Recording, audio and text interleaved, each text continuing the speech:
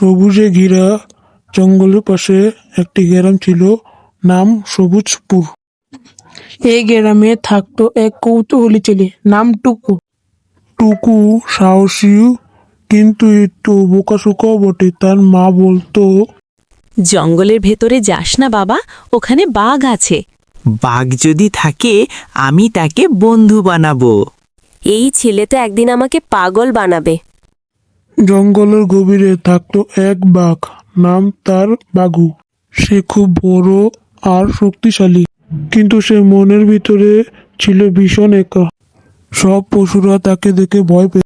হরিণ বলতো, বাঘু আসছে, পালাও। আমি গাছে উঠি, তুমি দৌড় দাও। আমি কি শুধু ভয়ের জিনিস? আমার কি বন্ধু হতে পারে না?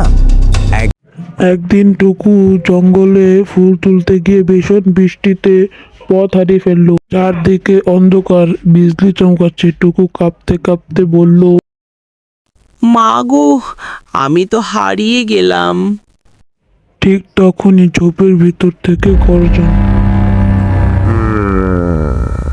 হে আল্লাহ, আজ মনে হয় শেষ। বাবু সামনে এসে দাঁড়ালো, কিন্তু অবাক কাণ্ড, সে টুকুকে খাচ্ছে না। বাবু জিজ্ঞেস করল, তুমি কাঁপছো কেন ছোট মানুষ? ও, বাঘ কথা বলে? কার্টুন গল্পে সব সম্ভব। তুমি কি আমাকে খাবে? না, আমি খারাপ নই, আমি একা। বৃষ্টি আরো বেড়ে গেল। বাবু বলল, আমার গুহায় এসো, ভিজে যাবে। বাঘের সাথে স্লিপ ওভার? বন্ধুরা বিশ্বাসই করবে না। গোয়ায় ঢুকে তারা গল্প করতে লাগলো। টুকু বলল, আমার বন্ধু নেই, সবাই আমাকে বোকা বলে।